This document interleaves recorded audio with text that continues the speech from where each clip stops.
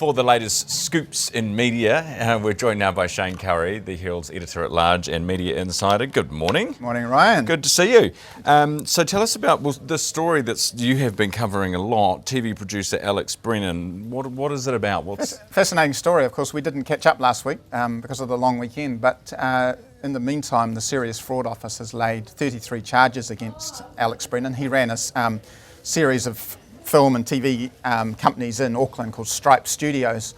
And so the Serious Fraud Office, after a 2-year investigation, has now laid charges against Brennan. He'll face those in the Auckland District Court. He's currently living in Los Angeles, where he's attempting to establish a new life in the production industry in Hollywood, in the heart of the world's biggest making zone.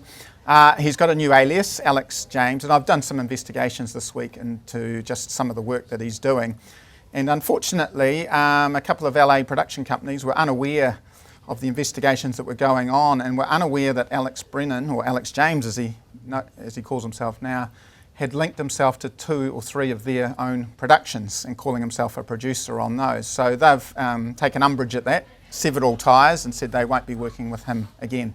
Ah, okay. So, I've tried to reach out to Alex a lot over the last 2 years for an interview. That offer, Alex, still remains open. I'd love to sit down with him, of course, but in the meantime, he has given me a brief statement saying that he denies the Serious Fraud Office charges, Ryan. The question is whether he will return voluntarily to New Zealand to face those, probably later this year, or whether Interpol has to get involved in terms of extradition. The name, I think he used to work at Radio Live years ago. Yeah, Been around the traps, yeah, obviously. very well known. He was the producer of the Cafe Show, which ran on TV3 for many years. And a lot of one-off kind of shows like Circus, Rich Listers.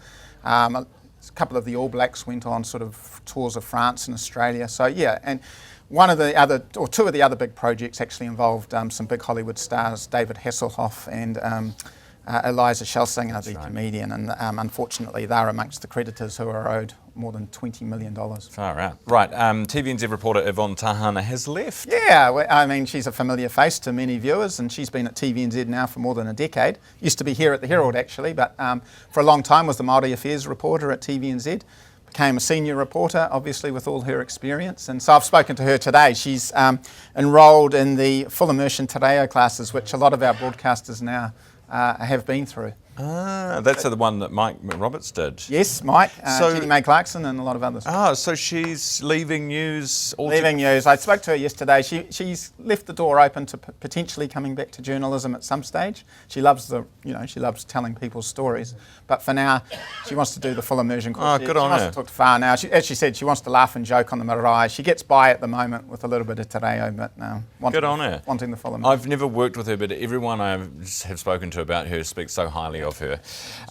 Right, finally, why? Oh, this is a good one. Why does Tina from Turners sing Paikakariki when she's clearly standing in front of the LNP bottle in Paeroa? The most important story of the day, right, Ryan? Yeah, no, it bugs a lot of people. I've had a few emails about it. We do a lot of stories about it. Actually, we've got the video to show people. Just have a look.